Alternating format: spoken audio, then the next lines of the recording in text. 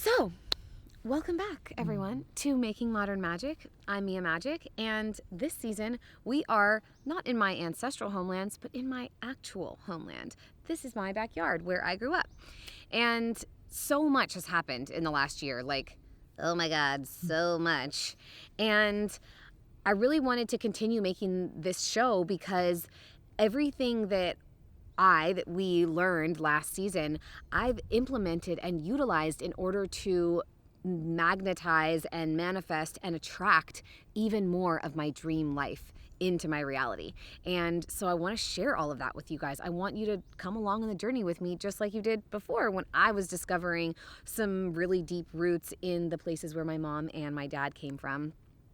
Now, I really want to share my roots with you, where I come from, this sacred land, the Redwoods in Humboldt County. That's where we are right now. This is my stump, and these are my trees. Oh good, we can come eat one of these thimbleberries. Look at these. Yum! Oh, this is the ultimate fairy food.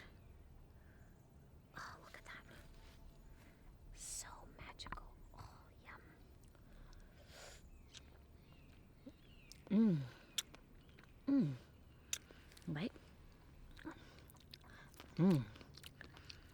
Yum. Tart. Yeah, but kind of like raspberry. Yum! So last year in Europe, I was really coming up against having built my business to a whole new financial level. And I was dealing with all of these old layers of scarcity that were coming up because I had reached a totally new level in my business of being able to do whatever the fuck I wanted. And I grew up in a super abundant house, but then I was broke most of my 20s, like broke, had no money. And so I was watching all these old layers of myself fall away, all these like painful stories about actually even being worthy of financial abundance.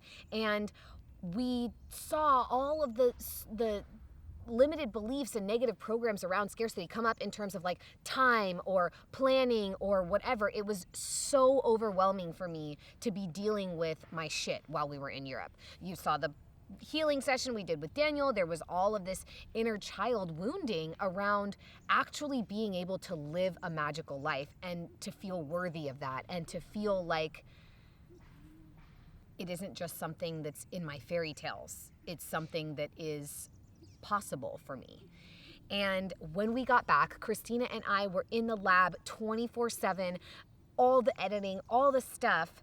And I was still talking about what I wanted to manifest, what I wanted my life to look like. I wanted to have this big house in Topanga. I wanted to have this amazing man. I wanted my dream car. And a couple of those things are just things, right? But this sense of partnership. I mean, Christina knows I was carrying around this drawing of this man, which we're going to show you guys how to do that. It's going to be very exciting. I was carrying around this drawing of this man like he was in my passenger seat with me, or he was in my backpack when we were traveling, like he was always with me. And now he is in the flesh. And I look at the man that I have manifested who is here, and another big part of what we're going to be doing here is we are building the real life Hogwarts, y'all. We're building it, and that's why we wanted to bring you guys along with us while we're creating this whole new level of dream, fantasy, magical existence for ourselves and everyone else. I noticed within myself while we were working, while we were doing everything that we were doing, I felt super ungrounded. We'd been traveling, then I was like down there with Christina all the time in the lab, and I was like, oh, if I don't have the masculine elements of my own life put together and strongly stable in my life, how am I ever going to attract a man who feels strong and stable and like I can depend on him and rely on him? And so I got myself the house, and I like signed a lease on this huge house by myself, took this massive leap. That brought up its whole own other realm of bullshit. And was a total initiation. It was great. And then I got the house feng shuied for love and money, and I crystal gridded my custom made bed and like painted it all the colors that I knew that it was supposed to be in order to be the thing. And a month after I moved in, I met the man, and he appeared. And since he has come into my life, so many of the things that I was able to just talk about or dream about are now coming to fruition and coming into existence. This place made me who I am, for better and for worse. This was a small town. I was too big. People didn't like me. I got bullied, and I don't really have any friends left here. But the trees, the oldest and largest living beings on the planet, the trees here speak to me, have always loved me, have always guided me. And even though I had a long period of sleeping and a long period of living in New York City and being disconnected from nature, this place has held me throughout all of that. And so I feel like last year in Europe, we're like dealing with how like all the magic has been stripped and it's taken away and there's no stories of the goddess and no one in Ireland even knows what I'm talking about when I say I'm here for Beltane, and how deeply sad that made me feel. And yet here, I feel like I just remember all the time, and there are dragons and there are fairies and there's fairy food growing on the bushes. I mean, everything is safe to be magic here. And that wasn't the case in the 1800s when they were killing 10,000-year-old trees without even blinking an eye. But a huge part of my mission is to speak for the voiceless in that way, to give the trees the capacity to communicate with those who maybe just don't know how to listen yet. And so I am so excited to share the place that has blessed me with more magic than I could have ever dreamed once I finally gave myself permission to listen and remember.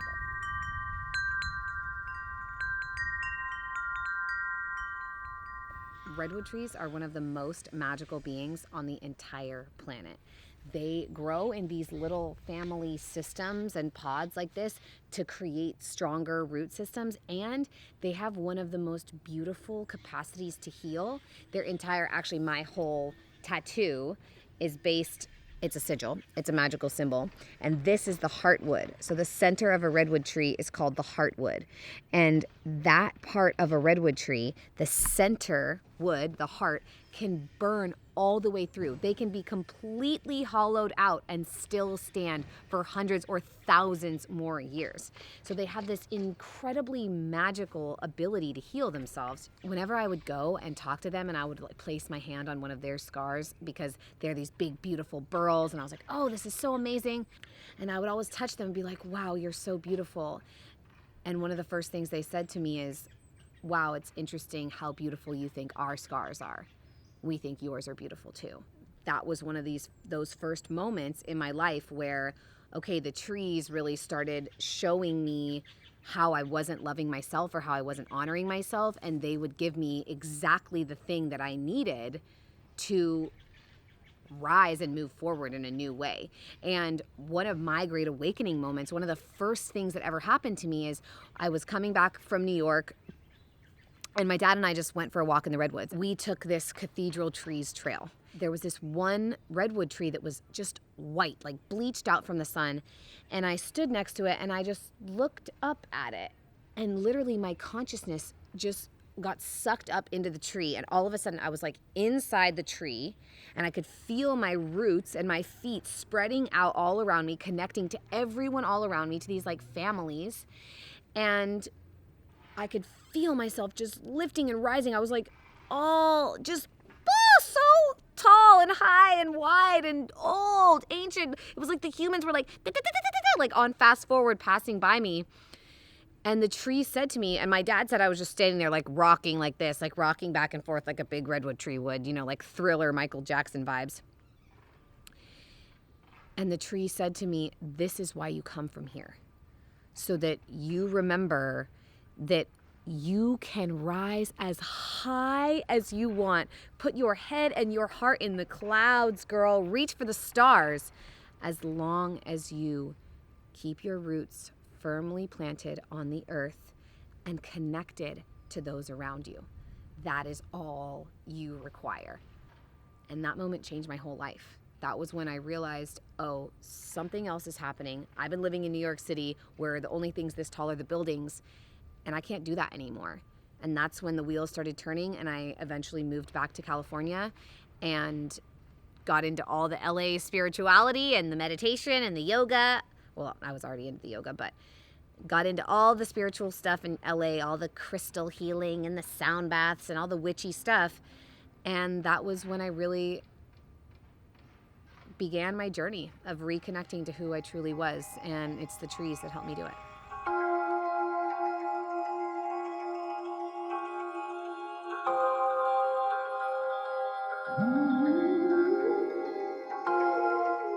This is Ring and Oreo, otherwise known as the Hooligan Brothers. They are also our little Gemini twins. They are the father of our 6th generation. Not they together, that would be weird. That would be a very Geminian twin thing to be, but no. We actually don't know who the father is, to be perfectly honest. It was kind of an accidental pregnancy, but they are our 5th generation of dogs. Where's the pup? Where's the tiny baby? Where's the tiny baby? Should we go find him? Bernie! Ow, ow. Very nice. Where's the baby? Hey, Dad. Hey. Where's the baby? Come here, baby. Come here, little baby, small pup. Come here. Come be cute over here. Come here, come here, Kimmy, Kimmy, Kimmy. Oh, you're such a baby, tiny. Oh, you're so cute.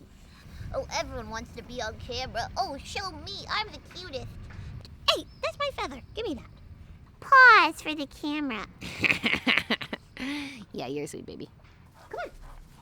Come on, Oreo. Come on. Ringy, come on this way. Come on.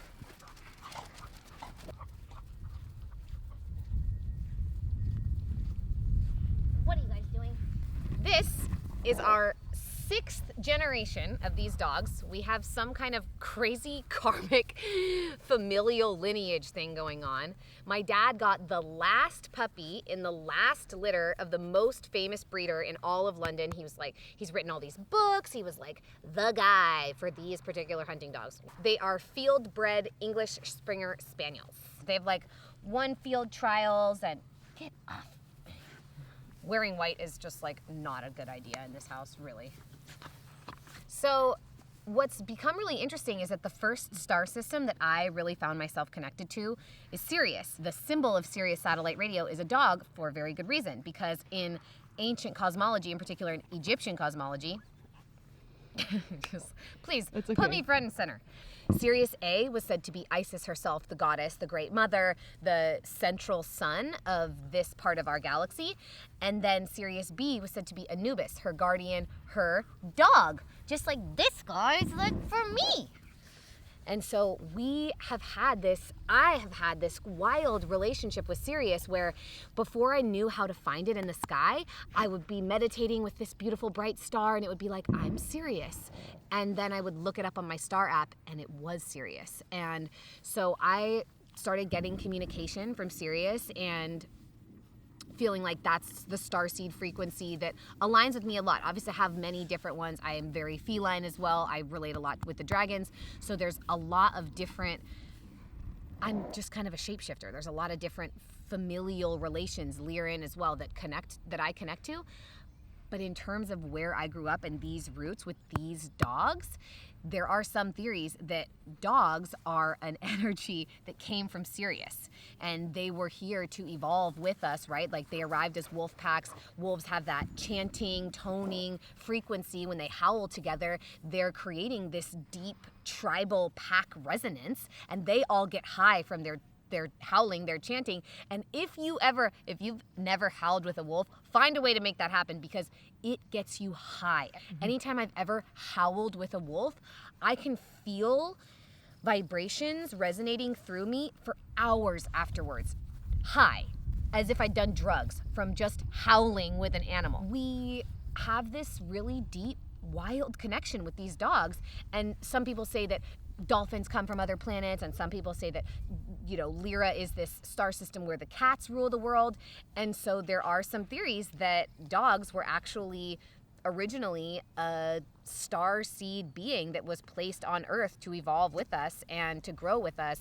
And when I think about the 6 generations of this family, of this lineage that has been with us for 30 years almost, it just feels so true, because they are also a full expression of my dad's really deep spirituality. He goes out into the woods and hunts things and kills things, and the dogs bring it back. They're all so well trained. They know all of their names and they know their relationships. Some of them can dive under the water like 10 feet, you know? They are very magical, very awakened beings, these dogs. And when you look them in the eyes, you can really see it and feel it. And my dad is pretty much one of them. So it really feels like we have this sort of extraterrestrial family lineage that has been set here to guard us and care for us and evolve with our family lineage. I'm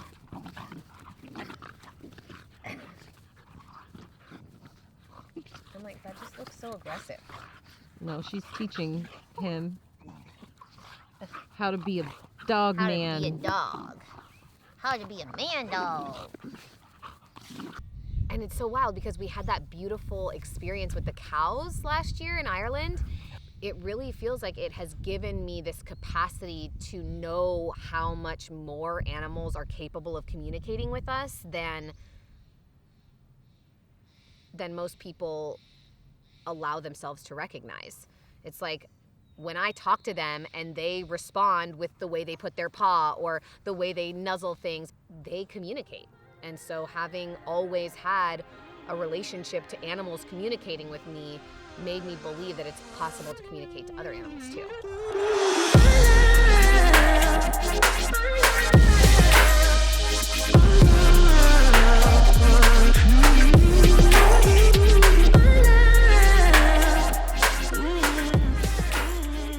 I hope you all enjoyed this video and perhaps are inspired to talk to trees and your pets in a whole new way. Make sure you like, comment, and subscribe if you enjoyed this video. I'm Mia Magik, and you are watching Making Modern Magic.